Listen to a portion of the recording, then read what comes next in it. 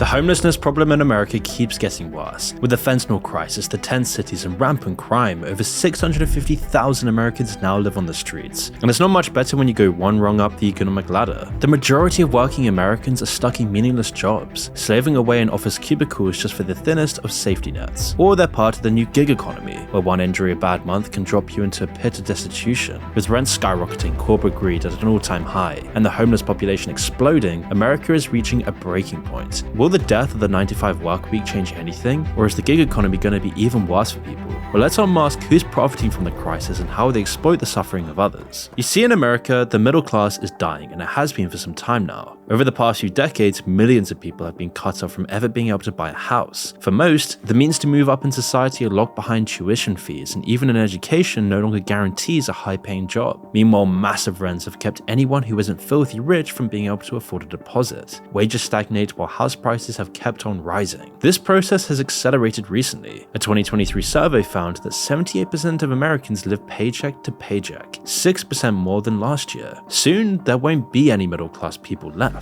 So what's the world like for that 78%? Well, the outlook doesn't look great. There's no time in history where jobs have been as meaningless as they are today. Work and workers aren't measured in productivity or any real metric. Instead, it's the comparative dedication to the corporation that matters. You could suck at your job, but if you regularly give up more of your life than your co-workers, it doesn't matter. You're still more likely to get the promotion. It's a byproduct of the outdated 9-to-5 system that nearly all big companies still use. People's time matters more than what they actually do. So long as you look busy, you're free to watch your life go by. And people only work these soul-crushing jobs because there's no other alternative. They only give the bare minimum in benefits and safeguards. You needed to afford health insurance, even though they'll still try and cheat you out of your life savings anyway. Lots of people could easily afford a mortgage, especially when rent is so much more expensive. But the massive deposits in the credit rating system makes millions of potential homeowners ineligible. The most pressing incentive, though, is that if you don't work one of these jobs, then you'll fall through the cracks. All of these Americans living paycheck to paycheck are just 1 or 2 emergencies away from bankruptcy. If anything happens, they'll be out on the streets, where a whole new world of pitfalls await them. It's this existential dread that is keeping the system running, but as we'll see, more and more different exploitative practices are slowly squeezing people out. Every state has its portion of homeless people, but California has the dishonor of being responsible for the most, with its homeless population currently reaching 181,000 people.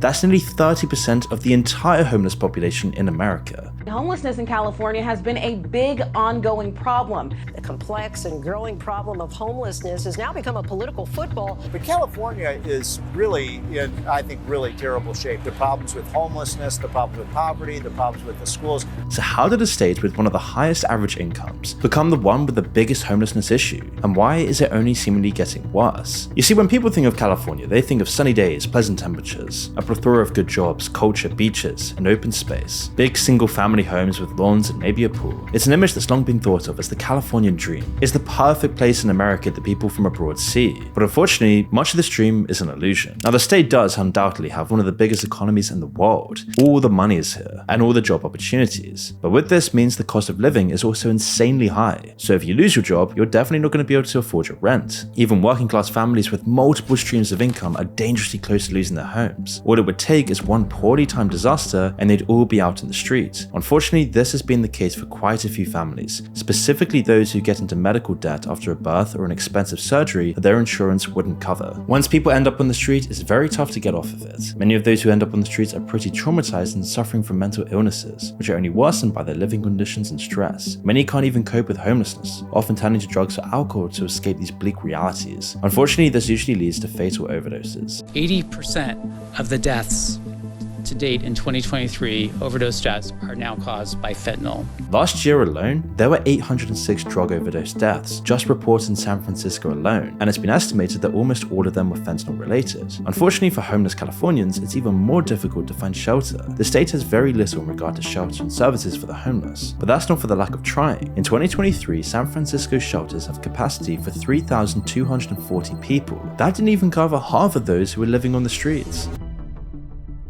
Since 2020, the wealth of the top 5 billionaires has more than doubled, contrasting starkly with the struggles of 5 billion others worldwide, where homelessness has surged amid profound inequality. Oxfam International exposed this gap as world elites gathered at the World Economic Forum in Davos earlier this year, an event often seen as symbolizing the dominance of global capital over key institutions. I came across this article from Common Dream talking about Oxfam's report and used Ground News to see how other outlets covered it. Ground News found 240 articles, including the report itself. This one highlights how billionaires like Jeff Bezos and Elon Musk contribute to what Oxfam describes as an inequality crisis. And this article reporting on the decade of division is from the Washington Post, and as you can see, it's owned by Jeff Bezos. The Ground News Bias Insight actually shows me that 9% of these articles are from sources owned by individual millionaires and billionaires. If you don't already know today's sponsor, Ground News does a really great job at making news completely transparent. Their app and website gathers related news articles from around the world on any topic with context like a source's political leaning, reliability, and ownership so that readers know exactly where information is coming from. They make accurately understanding current events much easier with access to primary sources alongside how the news interprets it, allowing me to fully trust my perception of the world. They aren't funded by big tech or media companies so that they can stay as non-partisan and factual as possible. Ground News relies on subscriptions to keep their mission of transparency going. So support them today by going to ground.news/moon to check it out. Plans started under $1 a month, but my link gets you 40% off their unlimited access Vantage plan.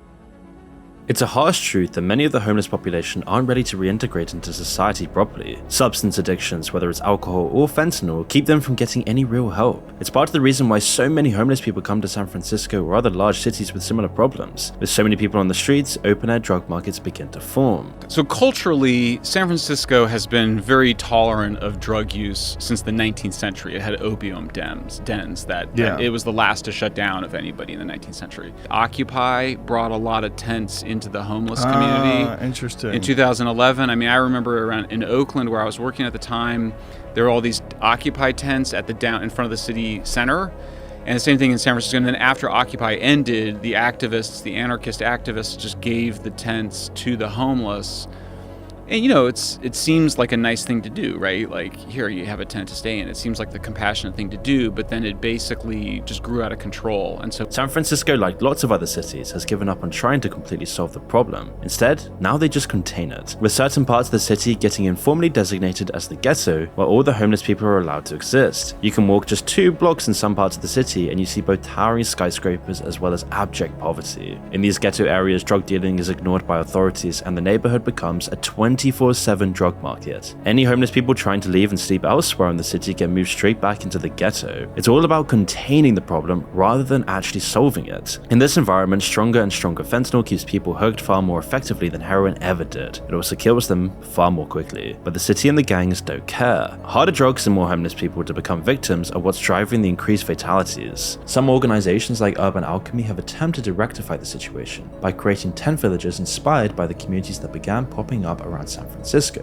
These villages are constantly filled and are supposed to act as a step between the streets and permanent housing. Unfortunately, only about 2% have made the transition. While some of that is because of those living in the village have become used to their way of life, the biggest reason is that California doesn't currently have the facilities to provide the homeless with permanent housing. Dead bodies on the streets piling up in these giant cities across America. But there are other measures the city takes to keep the problem isolated. If you live in a city, you'll probably recognize these techniques going on where you live as well. Cities put divides on the benches so nobody can sleep on them. Shops will have iron spikes on the ground outside their windows, preventing anyone from taking shelter there overnight. They use all these same techniques that buildings use to stop pigeons making their nests, because this is how they really see these people. The state did begin work on several housing projects. However, the process of getting permission to build permanent housing is far more complicated than it needs to be. It doesn't help that those who have managed to achieve the California dream are unwilling to share it or sacrifice a portion of it for the sake of a few people. Take Atherton, the small Silicon Valley town just a few minutes away from Stanford, for example. In 2022, to keep up with the demand for housing, the city council began the process of turning a single family plot into a desperately needed 16-unit apartment building. Unfortunately, the project was axed. Was it a lack of money? Unwillingness? General apathy? No, it was actually just a bunch of influential people who didn't want to lose their views or see the value of their properties drop. The not in my backyard mentality forced city planners back to the drawing board due to these powerful Silicon Valley tech elites being able to lobby for the homeless to stay on the streets. Atherton was not the only area area where this was happening. Even in less high-profile areas, residents will fight tooth and nail to keep the homeless out of their backyard. In the same year, the Woodside city government briefly prevented any affordable housing development by conveniently declaring itself a mountain-lion sanctuary when a new law was passed that allowed the creation of duplexes across the state. Fortunately, the Department of Housing and Community Development didn't trust the scheme, and after a quick investigation, accused the town of, quote, deliberately attempting to shut off the supply of new housing opportunities. It was backed by the Department of Fish and Wildlife, who pointed out that it was impossible for the entire town to be considered a cougar habitat, and the Woodside government relented. Across the country, there are places like this looking for any way possible to prevent affordable housing. People hear about the drugs and the rampant crime and the poverty, and they form prejudices based on it. Maybe that's the things they already thought about people lower down on the ladder, or maybe it makes them scared for their own community. The strict zoning laws are a byproduct of these caricatures. The news reports the worst of the crisis, and people watching at home think that's what awaits their town if they give in to progress. The top 20% are being convinced to support practices which enrich the top 1% at the expense of the rest of the country. What they don't know is that tons of the homeless people in the big cities moved there from these places after being forced out of their hometowns. Rising costs take away their means to survive, and so they were left with nothing. Drugs offered a momentary escape, and that addiction brought them to the cities and the tent shanty towns. We won't see the rest of the country looking like San Francisco, but just the perceived threat of it is what drives the problem to begin with. More homeless shelters isn't the solution for the root of the problem, it only treats the symptoms. All of these cities with large homeless populations are like leaking ships, slowly filling up with water. It doesn't matter how you deal with the water flooding in if you never seal the crack in the first place. The immense increasing pressure on regular people trying to make a living is what causes homelessness. Rising house prices, rents, and the unbearable cost of living is what creates the problems. When people's lives become unbearable because of these pressures, they turn to drugs like fentanyl and just give up. The key is in prevention, not just treatment. The way that the rich safeguard their views of the skyline by sabotaging the building of more houses is a huge part of the problem. It's saddening to see just how far some people will go to maintain their luxuries while cheating people need out of basic needs like housing or security. They will claim they want the problem to be solved, they just don't want the solution to affect their lives in any way. And the residents of Jackson Hole are a prime example of this. Jackson Hole is a small town in Teton County, spanning 2.9 square miles. This would be insignificant speck of land surprisingly has the highest concentration of wealth per household in the entire country, and draws wealthy to it like a moth to a flame. Yet even here, people are struggling to find places to live, and it's not because they aren't earning enough. You see, there's no shortage of work in Jackson Hole, and everyone earns at least $20 an hour or more, but this still isn't a livable wage in a place like Teton County.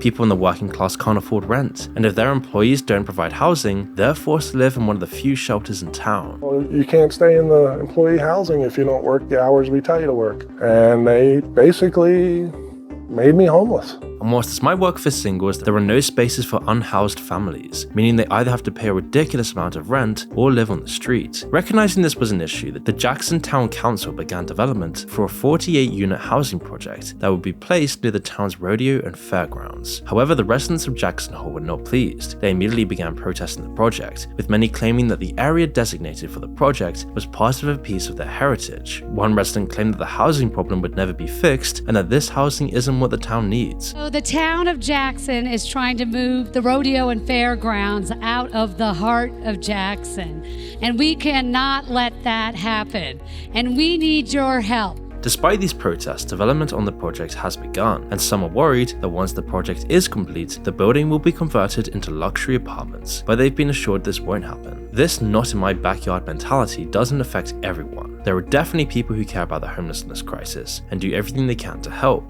Unfortunately, their good work is usually overshadowed by lobbyist groups and organizations who are more than willing to profit off of the vulnerable, even if it means leaving them without a home. It's a sad fact that the regular 9-to-5 jobs just isn't enough to survive anymore. The gig economy is making people more and more insecure in their position in life. Rising rents and cost of living have outpaced wage growth for years. People need a new way to work and live, and that's why people are turning to gig work in the first place. You can supplement your income or give up your job entirely. One benefit of this is that you're actually paid for your work rather than just your hours. The mind-numbing bureaucracy and useless pretending of regular jobs isn't there with gig work, but it definitely isn't a solution. Gig workers are even less protected than employees. They're responsible for the upkeep of their vehicles or their own office space. They don't get health insurance or sick pay or anything like that. The gaping pit of homelessness is even closer and easier to fall into, especially as many of these people in the gig economy don't actually make that much more. The route out of this crisis isn't giving more power to corporations and the tech industry. We need real reform for employees and enough pay to survive, not just a riskier, more exploitative alternative that might pay better if you're lucky. In cities like New York, where rent is rising exponentially, while people's incomes barely move, people are forced to look for cheaper housing options if they want to stay off the streets. The cheapest option available is trailer parks, or let's rather use the rebranded name manufactured housing communities. These homes were inexpensive and gave people the security of having a place to stay, when the only other option was a shelter. They were still paying rent on the land, but at least they owned their home, even if they were dealing with bad credit. Homeowners at this Largo over 55 manufactured community tell us that their lot rent could skyrocket too. Unfortunately, people are always finding new ways to make money, and big corporations have decided that these poor communities, just barely managing to keep themselves off of the street, are the perfect place to make a few extra bucks. Impact communities and Haven Park communities began buying the land, housing these communities, and immediately raising the rent higher than some could afford. People who once felt the security of owning their own homes were no longer safe from homelessness, and those who were renting the land and their homes were even worse off. The corporations showed very little empathy for these people who live on their land, and have no problem evicting those who don't follow their guidelines. They take advantage of these vulnerable communities without any remorse, and are often favored by the law in these situations. Consider rent-to-own deals. They're just one way that corporations are profiting off the decline. Corporate landlords will do anything to make more money, which means there's going to be a lot more casualties along the way. More people get squeezed out of their old lives and into homelessness. Life takes its toll and people try to find an escape. Every rent increase or house bought by a corporation makes life a little bit harsher. You can see why more people become homeless every day under these conditions. They simply let go. But for some, this awful situation isn't a societal issue to deal with. It's an opportunity to make money. So let's explore some of the awful ways people profit off the symptom of society's sickness. There would be money in building affordable housing. There's obviously enough demand for it, but unfortunately that's not the quickest, easiest, or the most profitable way to do it. Instead, it's much easier to take ownership of what is out there and squeeze it for more money. So let's see how just a few companies are doing this. A business like Haven Park Communities will approach residents who are renting both their homes and the land beneath their homes and offer them a deal. They can pay a new amount each month for a specific period, after which they will own their homes and only have to rent the land. Most residents will take the deal because these amounts are often cheaper, and why wouldn't they want to own their own home? After a few months of paying their new amount, the residents receive a notice informing them that their lease will not be renewed and that they have a few months to find a new place to live. It's absolutely heartless. It happens far too often in manufactured housing communities. Impact is even worse. While Haven Park Communities at least improves the infrastructure of the communities it purchases, Impact will sell desperate people trailers covered in black mold for more than their worth and tell them that there's nothing wrong with them, and they get off without any consequences while their customers are left to suffer. The trailer that I was in was full of black mold. The furnace would come on, it was like I was strangling, I couldn't breathe. And the more I investigated it, the more I found out what was wrong with the trailer. Frank Rolfe, the owner of one of these mobile home businesses and the entrepreneur who has become the face of the industry with his university for potential mobile home park investors, wasn't afraid to say what everyone knows to be true about this industry. Quote, "One of the big drivers to making money is the ability to increase the rent. If we didn't have them hostage, if they weren't stuck in these homes in their mobile home lots, it would be a whole different picture." And the use of the word hostage is very telling of the way these corporations view their customers and how poor they're willing to treat them to get what they want. Rolfe doesn't seem to care that the communities he buys can't afford the rent he's charging them, and he even seems to enjoy that his customers can't afford to move their houses, or rather, he sees it as yet another business opportunity. If you take the standard mobile home lot rent in 1960, it was about $60 a month. And in today's dollars, that would be equivalent to $500 per month. Yet our average lot rent in the US is only running at about $280 a month. So there's massive room to increase the rents. And obviously that's a huge driver from a profitability standpoint. Now, he either fundamentally misunderstands their situations, stating that those who are unhappy can sell their homes, walk off and abandon them, or he is happily making a fortune by taking advantage of those who basically have nothing left to their name. So then what happens to these people whose homes are essentially stolen from them? Well, they're thrown into a system that seems more concerned with keeping millionaires' pockets filled than providing the homeless with a bed. So they're not tackling the root of the problem at all, really. Clamping down on these practices would have a direct effect on keeping homelessness down. Less people would be forced out of their homes, and therefore less people would become homeless. But these are powerful companies pouring billions into the scheme of exploitation. So instead, lawmakers and cities throw their money at fantasy solutions that look good for campaigning but do very little to solve the actual problem. So let's delve into some examples of this. The American government awards multi-million-dollar contracts to various organizations every year in pursuit of fixing the homelessness issue. Unfortunately, while many of these organizations' employees are working themselves to the bone, making well below what is livable and doing everything they can to help, the CEOs and higher-ups aren't willing to make the same sacrifices. Take for example the Core Services Group.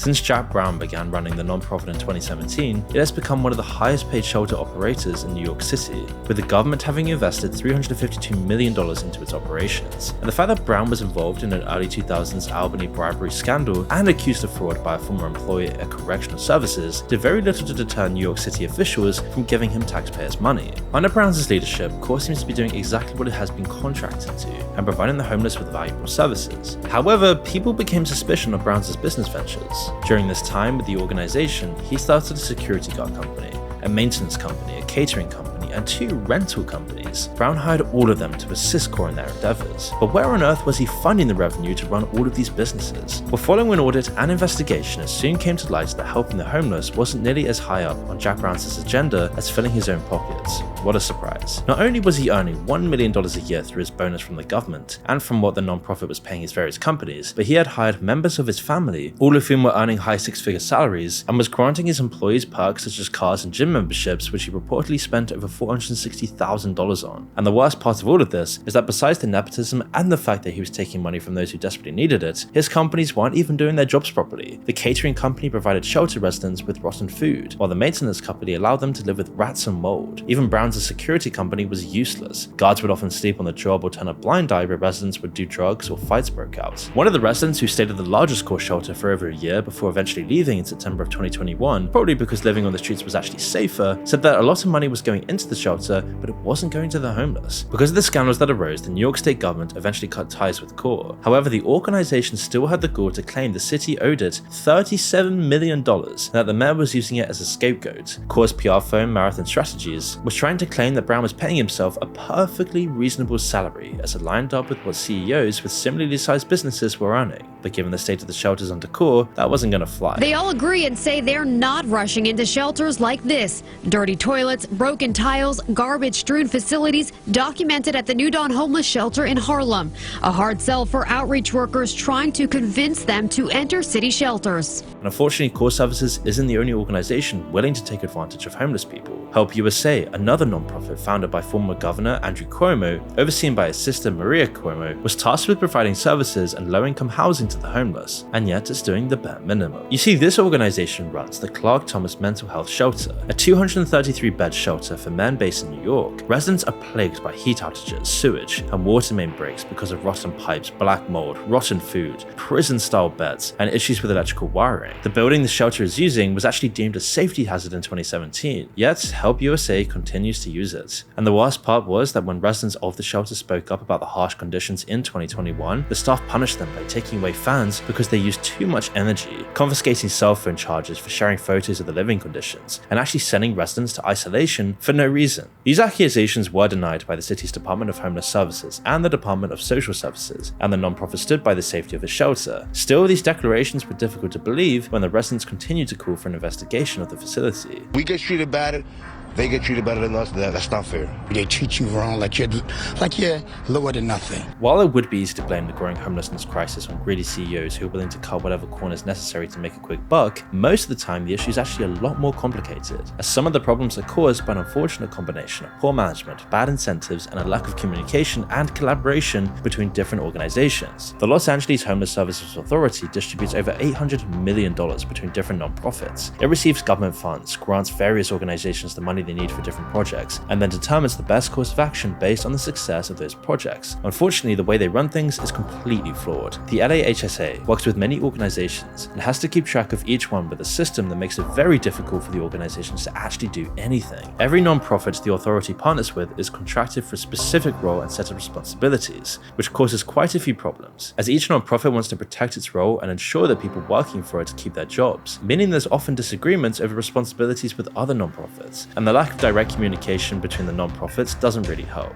Because of the way this complicated bureaucratic system is set up, programs like Inside Safe, which was designed to get homeless people off of the streets by offering them temporary residences and hotels, became far more complicated than they needed to be. They require the involvement of 10 nonprofits, the police, hotel staff, and an oversight team. Not only does the constant trading of hands make it nearly impossible to provide an accurate assessment of the program's performance, but when something does go wrong, it becomes an endless case of that wasn't my job. Last year, the LAHSA spent over $40 million million on administration alone. And cases like this become so much worse when you realize that the authority isn't the only organization that works like this, nor is it the central authority in Los Angeles. Different organizations handle different homelessness issues, and each has its own expenses, meaning that lots of this money is never actually going to the problem. It's just stuck in a bureaucratic pool. And it becomes shocking when you compare the US's homelessness problem to places in Europe like Finland, a significantly smaller country that manages to solve its own homelessness issues remarkably quickly. And once you see this, you start to wonder why this has been allowed to go on for so long in the richest country in the world. And the longer we wait for people to stand up and speak out on this issue, the ever more complicated this whole situation will become.